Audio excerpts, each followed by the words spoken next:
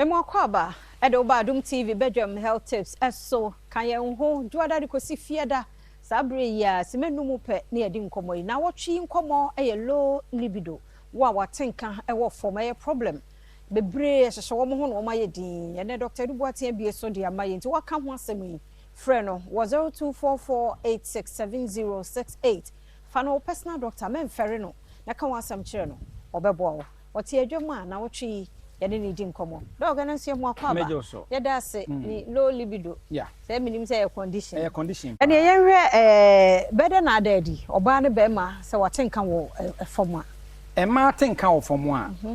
bebre no a wɔn pɛsɛ ne kunu bɛbɛn no okay bebre no a no wɔne bɛma no koraa ne hyia deɛ wo bɛma no kwa bɛhunu sɛ nase no ɛmfoda okay wɔne ɔbaa ne hyia na sɛ yɛ dry bɛma ne bɛnsu gye sɛ saa ma na ɛte saa no bebre no agye sɛ gel ɔbaa na tenka wɔ soro no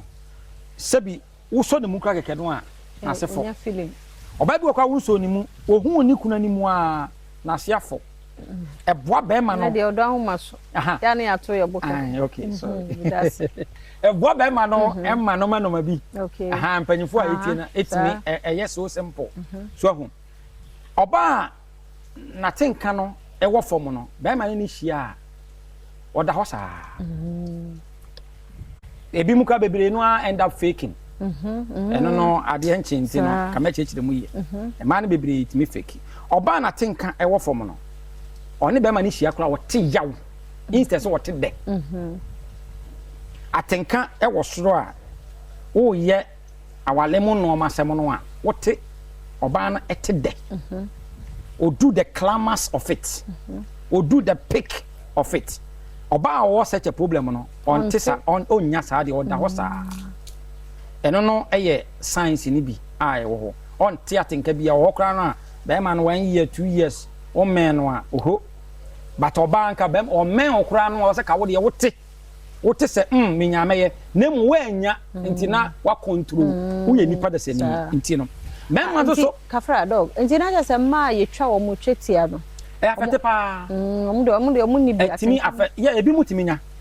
ebi mutimi nya but ebi mu so etimi afete wo mo ema because hono e ka ho na masa sensitivity no eba e de bebre no ano so e wa de wo mema eso atenka kofo mu a bebre no ano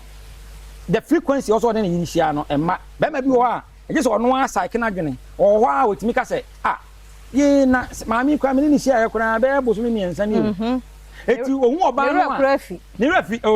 enti eba na dwum se waye meyere nti manya bia na wakwaye boni bi eti ahomobro bi na ode kwa but ni kwase ka ba ahomobro feeling no na wo se ka eba ka wo be ma no kura na nka hyew na nka wo tatai na oba no okura wo nage na de wo ye mi de wo ye de wo hedi ye o bema no nye saa de no oba ne yi ne ho a o yi ne ho a wo no gina wo ye ne call obetwa bepepe nothing happens ono no de no frequency bia ono oba ne hia nka bia ba miensa nan ene ba ako owie no a na wate ada saa bema no so no mpem bebre no a no bon se erectally no ne se bi ne bema ne pagya ahoden no enimu saa wo bema bia bema pagya ahoden wo ma behu no wa wo so mu a utimi se wa utimi kye utimi ka se wow oba no so kura ye utimi se yes akwaye eye bema wo de no e sha se ekofom bema na tenka wo fom no woni oba ne hia no a no otimi esan wo kwan so bo se owo oni oba no edi agro no a bo se na wadwodwo meko a wonnuru ba bia wo so wadwodwo ne ho kwan sane no oba no ho sane no but na wadwodwo bema na tenka e wo fom no de obese hunu biam ne se odi boss wa na timkeja na wajemu ye kan se premature ejaculation eti ya was science ni bebre decrease just the frequency wa unim wa wo hweme no unim the frequency a na nka wunya wo no oba be hia enne 1 week 2 weeks wo ho won tehwe wo ye pani o wo ya akola o wo sa atenka no eba it is a ma we mu ye science ya ebe mu wa hu no number ni 0244 end point to be party clinic number 0244 86 70 68 0244 86 70 68. Eda Dr. Dubuatia say nyame yadom ochina nso wada wo ma mejo umra kakra simenum ne ato asa nkomo so endpoint homeopathic clinic na daroma ene de bro nti o chena de pachi a ebe share